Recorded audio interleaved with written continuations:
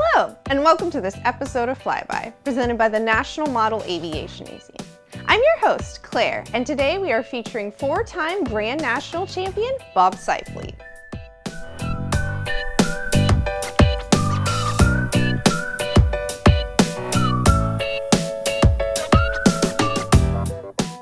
Bob is a lifetime modeler and has been modeling since 1945, primarily specializing in free flight and control line.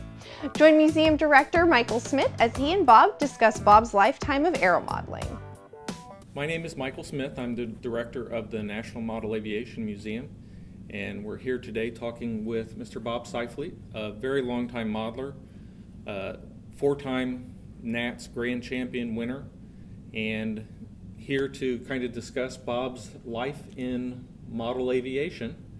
With that, how did you get started? Well, when I was a little tot, World War II was going on, so you're constantly exposed to all the activities, particular airplanes. That was the golden age of airplanes. So you knew what airplanes were, and it was always a point of interest. And then from there, what brought you into model aviation? Well, as my father used to tell me, and I'd almost forgotten about it at one time, during the war, about 1944, I guess, 43 or 44, living in Huntington, West Virginia, and went to a barber shop. And in the barber shop, there was a poster for a model airplane contest in the town across the river. I can't remember the name of the town. And it was a free flight contest. And my father was asked the barber, he says, well, do you know anything about those things? And he says, well, they've got these 4-foot airplanes with a gasoline engine on it, and they put a thimble full of gas in them and let them go. That was the description. So my father took me over to the contest. And I don't recall much of the detail other than I was there and I knew I saw models fly. So that's where the seed was planted. And then what was your first model? Well, during the next couple of years, I know my parents would occasionally buy me something like a Comet scale model kit, the ones with the hardboard formers and basswood stringers, that type of thing. And I would attempt to build these, much less really attempt to fly.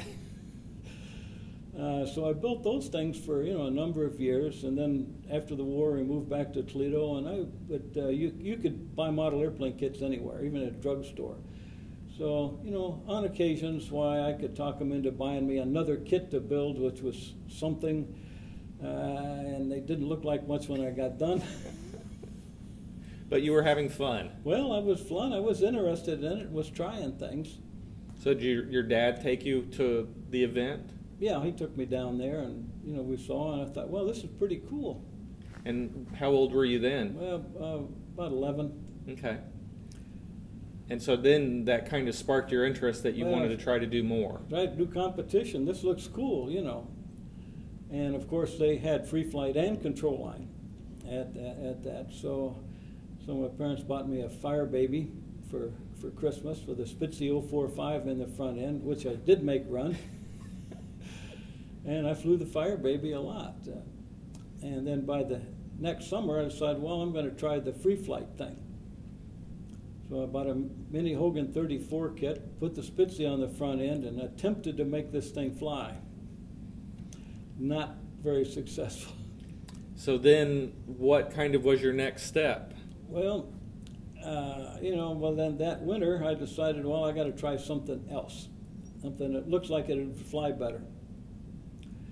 And so I ended up with an Zeke kit for a Christmas present and a Torp 19. This was a big present from my folks from back then. Mm-hmm. So I built the kit, put the engine in it, managed to get it running without breaking my fingers, because that was pretty good. That was, for me, that was a big engine. Yeah, compared to the other ones, yes. And the airplane flew quite well.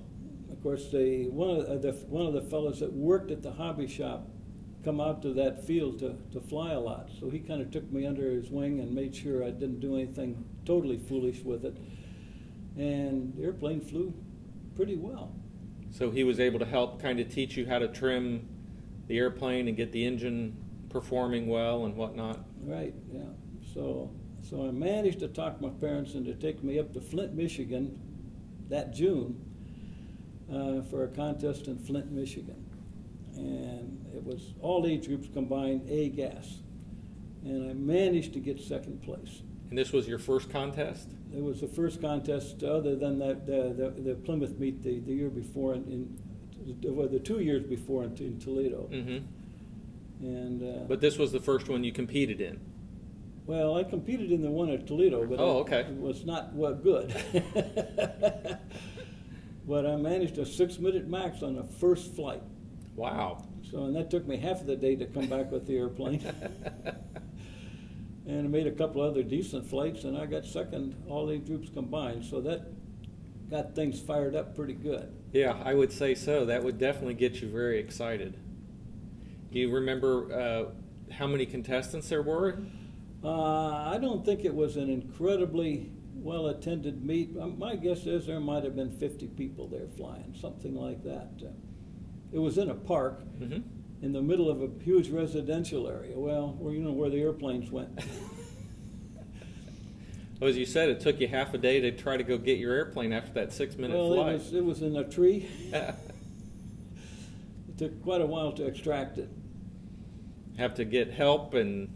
Well, the people whose yard the tree was in, thought, well, we'll call the fire department and get them to come out with their ladder truck and get it out. Well, they didn't want to hear this.